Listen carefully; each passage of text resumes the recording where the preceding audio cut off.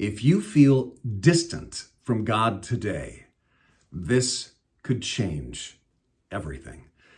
Good morning, Renee here with today's VideoDevo. As you know, all week long we've been looking at portions of Mark chapters 12 and 13 to cover some of the stuff I didn't get to in my message last weekend. There was just so much good stuff. Today, Mark 13, just verses 1 and 2. I promise I'll look at the rest tomorrow.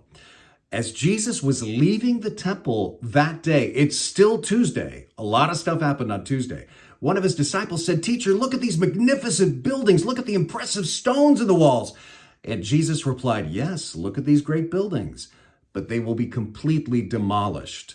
Not one stone will be left on top of another."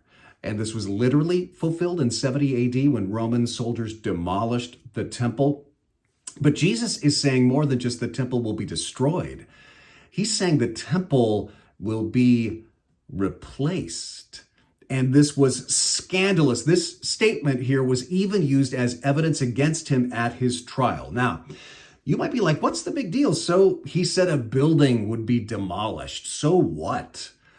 Well, for the Jewish people in Jesus' day, the temple was much more than just a building. It was kind of like the Statue of Liberty and the Capitol building in Washington, D.C., and the Vatican, all rolled into one. The temple represented not just a place of national pride, it represented literally the place of God's holy presence. If you wanted to be close to God, you came to the temple, even though you couldn't get that close. First of all, you had to get to the Temple Mount, and that meant climbing holy stairs that you had to be ritually prepared for. And then once you were up on the Temple Mount, the temple had 5 barriers, each with tighter restrictions. The court of the Gentiles, but Gentiles couldn't go into the court of the women for Jewish men and women. And then the women couldn't go past the court of the men. And then the men couldn't go past the court of the priests.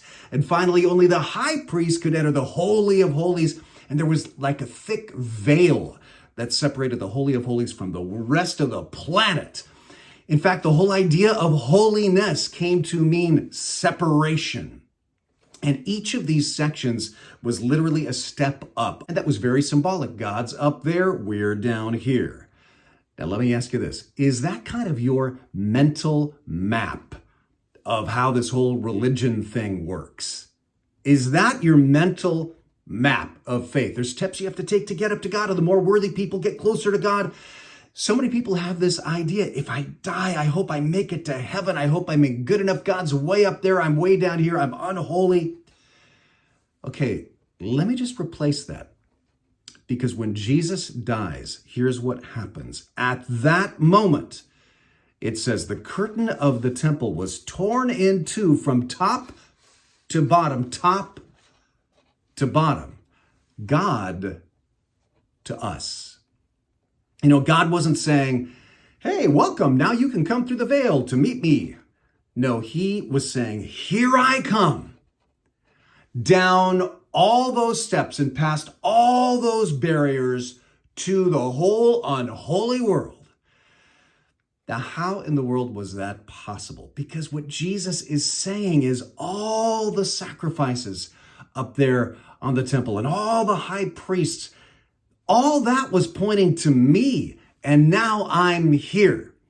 And I'm going to make the final sacrifice and atone for the sins of the world. So you will not need a temple anymore. Not one stone. All you need is Christ, the cornerstone. And that means if you feel like, I'm unworthy to come to church, I'm unworthy to even pray, Jesus Christ is there with you right now. He's come all the way down the steps and all the way past all the barriers, out of the Holy of Holies to you.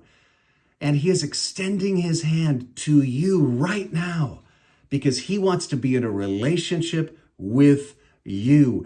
And he's taken the holiness with him, and he's come to make you holy.